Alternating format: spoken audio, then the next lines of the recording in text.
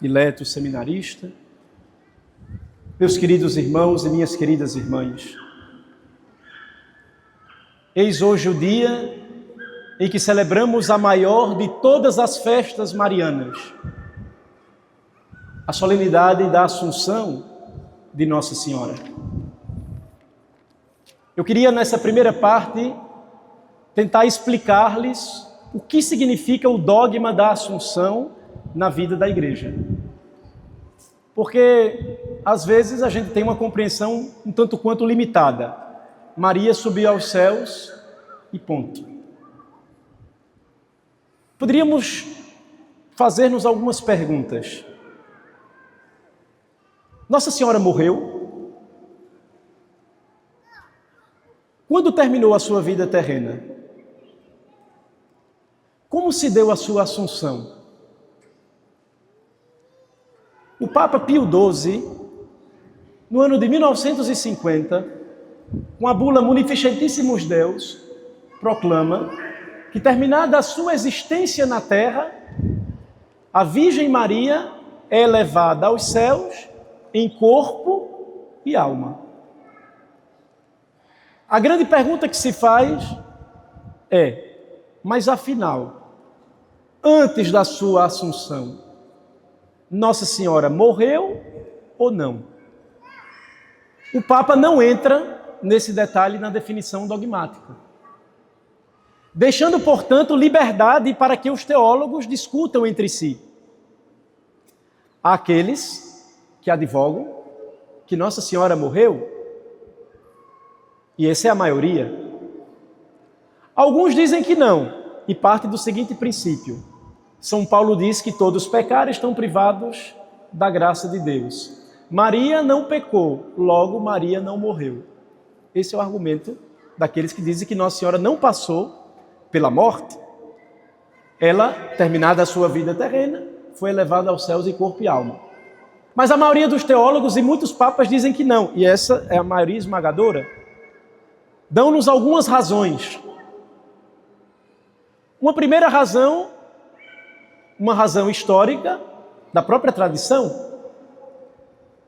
Desde o século II, a festa de hoje já era celebrada de uma certa maneira com outro nome. Era chamada a Dormição de Maria. Tem uma imagem bonita, Nossa Senhora dormindo, deitada, cheia de flores ao redor, e ali simbolizando a sua morte.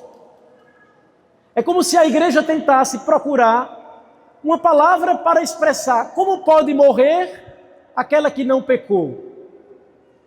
É como se fosse uma morte diferente, não a morte que está reservada a todos nós para a corrupção da nossa carne. Não houve a corrupção da carne em Nossa Senhora. Historicamente se diz, que Nossa Senhora de fato sofreu o transe da morte, em primeiríssimo lugar, para se associar também às dores do seu filho. Como Jesus morreu, Nossa Senhora também quis passar. Jesus também não precisava passar pela morte, mas passou. Então Nossa Senhora quisera passar por esta separação para se associar também ao seu divino Filho, ao divino Redentor do mundo. Também um outro argumento que se usa é o argumento da liturgia. Na liturgia da Igreja se cantava e se rezava que Nossa Senhora, após a sua morte, subiu aos céus em corpo e alma. A questão é, se Maria morreu, de que morreu Maria? Não foi de velhice, porque a velhice é uma consequência do pecado original. E Nossa Senhora, pelo dogma da Imaculada, fora preservada da culpa primeira. Então Nossa Senhora não poderia morrer de velhice. Também, dizem alguns, não poderia ser de doença, porque a doença também é fruto da natureza decaída. Alguns teólogos dizem, de maneira poética e bonita, que a morte de Nossa Senhora foi como o entardecer de uma bela tarde, que mais do que o fim, manifesta o início de uma vida sem fim. Nossa Senhora, pela sua assunção, é como se ela antecipasse aquela glória que também vai ser devida a nós um dia. Vejam, nosso Senhor sobe aos céus em corpo e alma. Portanto, a natureza humana é glorificada no céu. Nós, quando morrermos, haverá a separação do nosso corpo, a nossa alma subirá aos céus, assim queira Deus, e haverá o dia em que o nosso corpo será glorificado, ressuscitará. É o que a gente reza no credo. Creio na ressurreição da carne. Este corpo nosso que vai virar pó, cinzas, ele vai ressurgir glorioso e vai unir-se à nossa alma. E assim a natureza humana será glorificada. Com Nossa Senhora, isso já aconteceu antes. Jesus ressuscitou já o seu corpo e ela já goza dessa glória que um dia para nós será devida. Perguntam-se, se Nossa Senhora morreu, quanto tempo ela passou morta, desde a sua morte até a sua assunção? Alguns dizem, provavelmente 3 dias, para que até nisso ela se igualasse ao seu divino Filho. E conta a tradição, que Nossa Senhora teria ido ao Horto das Oliveiras, chamado os apóstolos foram de uma certa maneira convidados, para que vissem Nossa Senhora sendo glorificada ao céu em corpo e alma. Dizem que Tomé, como sempre, chegou atrasado. Nossa Senhora já estava subindo. E como uma forma de carinho para com São Tomé, ela teria dado o seu cinto, que hoje se tem a devoção do cinto da Assunção que Nossa Senhora deu a Santo Tomé. Veja que coisa interessante. Tomé chegou atrasado na outra vez, pôde tocar as chagas de Cristo. Agora chega atrasado de novo, recebe o cinto de Nossa Senhora. Veja como a Virgem Santíssima e Nosso Senhor tinha carinho com Tomé, o incrédulo Tomé, que depois fez uma profissão de fé belíssima. A verdade de fé fundamentalmente nos diz que Nossa Senhora não passou pela corrupção da morte como nós haveremos de passar. Esse é o miolo, esse é o núcleo do dogma da Assunção de Nossa Senhora. Você tem hoje um túmulo do apóstolo São Pedro, no Vaticano, onde foi construída a Basílica de São Pedro. Você tem lá onde está o túmulo de São Paulo, lá em Roma, onde foi construída a Basílica de São Paulo fora dos muros. Você tem lá o corpo de Madre Teresa de Calcutá, que está lá na Índia. Mas não existe um túmulo de peregrinação para o corpo de Maria. Não, porque ela foi assunta aos céus de corpo e alma. Portanto, a Assunção de Nossa Senhora é um corolário da sua Imaculada Conceição. É uma exigência do dogma da Imaculada. Como ela foi preservada de toda mancha de pecado original, convinha que o seu corpo não passasse pela destruição da corrupção, como passará o nosso. Na primeira leitura de hoje, meus queridos irmãos e irmãs, nós vemos uma batalha estupenda no livro do Apocalipse. É uma dessas cenas que ganha para qualquer filme da Marvel. Impressionante. Fala de uma batalha entre uma mulher que aparece no céu tendo a lua por debaixo dos pés. Ela está pisando a lua. O pisar a lua significa pisar a instabilidade deste mundo. As 12 estrelas simbolizando as 12 tribos de Israel e a nova igreja, os 12 apóstolos. E por outro lado, um dragão, que tinha 7 cabeças e 10 chifres. Os chifres aí significam o poder, como se o dragão tivesse o poder temporal, o poder político, o poder econômico, o poder cultural. E de uma certa maneira, esta cena foi retratada pela literatura, de uma certa maneira, por vários filmes. Essa luta entre o bem e o mal, em que aparentemente o dragão é mais forte. Cor de fogo, 7 cabeças, 10 chifres, 7 coroas, e uma pobre mulher que estava prestes a dar à luz. E o dragão queria devorar aquela criança que acabava de nascer. Alguns entendiam como que esse dragão fosse o poder dos imperadores romanos. O Império Romano perseguiu a igreja. Nero mandou crucificar São Pedro, mandou decapitar São Paulo, mandou incendiar Roma e colocou a culpa nos cristãos. Domiciano, depois que foi ainda pior do que Nero, matou muitos cristãos, Diocleciano e tantos outros imperadores romanos. É como se a gente olha e dissesse assim, mas o que vai ser a igreja diante da grande águia que é Roma? O Império Romano dominava o mundo inteiro e havia um bordão na época que dizia: o mundo está tranquilo sobre as asas desta grande águia. E o império ruiu. E a igreja permanece de pé. É como se, nesta luta entre o bem e o mal fizesse que vai vencer, tivesse uma aparência de vitória, mas no fundo Deus sempre tem uma última cartada. O dragão vomita um rio de ódio sobre aquela mulher. E o que é que faz a terra? A terra se abre e traga aquele vômito. É como se assim, o mal parece vencer, mas Deus sempre tem uma última cartada. A gente pode pensar isso na história da igreja. Napoleão Bonaparte pensava que ia destruir a igreja. Não, a igreja já viveu muito. Aqui no século XVIII, vamos acabar agora com a igreja. E o que acabou foi com o Império Napoleônico. Tantos nomes, Hitler, Stalin, tantos nomes como se fosse a encarnação do próprio mal, que se levantou na história e já não existe mais. E a igreja permanece de pé.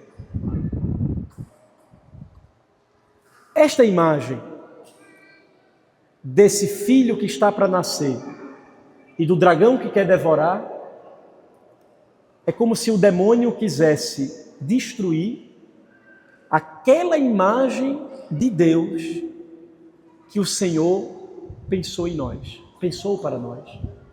É como se Nossa Senhora nos ajudasse a sermos aquilo que somos. Como dizia Píndaro, homem, torna-te aquilo que és. Aquela imagem que Deus projetou e que a gente, pelo pecado, acaba enfeiando esse Cristo que Deus pensou em nós. Por isso que nós temos que olhar para Nossa Senhora, termos por ela uma grande devoção, porque olhando para ela, que nós venceremos o dragão, a antiga serpente, que se chama demônio e Satanás. O demônio tem horror a Nossa Senhora, o demônio tem medo de Nossa Senhora, tem raiva, tem ódio. Padre Gabriel Lamorte, que foi exorcista oficial do Vaticano, às vezes ele conversava com o demônio assim, fazia algumas imprecações, quando ele ia fazer exorcismo, e muitas vezes dizia, olha, eu tenho ódio a essa mulher, porque ela atrai muitas almas para o meu inimigo, que é Deus. O demônio tem horror a Nossa Senhora. E a assunção de Nossa Senhora aos céus nos relembra também que ela preparou para nós um lugar, que ela nos precede, que se com Cristo morremos, com Cristo haveremos de ressuscitar, de gozarmos com Ele dessa glória infinita, e Nossa Senhora nos primeireia, nos precede no céu. Ela é especialista em nos levar para o céu. E aqui encerro com uma história que nos conta Santo Afonso Maria de Ligório, para vocês verem o poder e a intercessão de Nossa Senhora, ela que é especialista para levar uma alma para o céu. Conta-se de um homem que tinha uma vida tremenda, muito errada. Havia cometido crimes, assassinatos, roubos, violado mulheres. Um homem terrível, que já não tinha mais esperança nem para a sua vida, até que ele colocou na cabeça o seguinte: falta cometer uma coisa ainda. Ele botou na cabeça que queria receber a hóstia consagrada, pegar na comunhão e depois pisar em cima. Cometeu o pior de todos os pecados, o sacrilégio. Por isso que a gente, quando comunga, tem que comungar na frente do ministro. Ou recebe diretamente na boca, ou comunga na frente do ministro, para evitar profanações eucarísticas.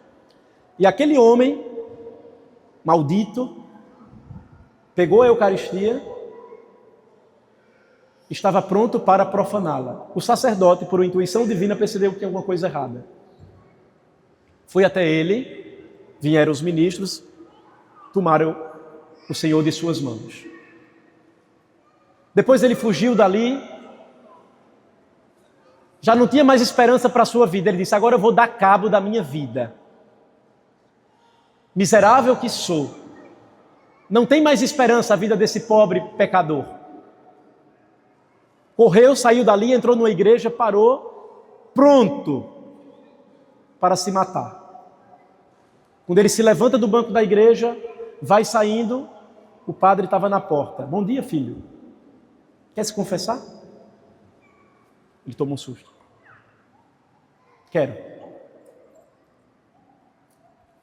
Agora eu não quero falar no confessionário, não. Porque muito tempo que eu não me confesso. Preciso que o senhor tenha paciência para me ouvir. Foram para debaixo de uma árvore.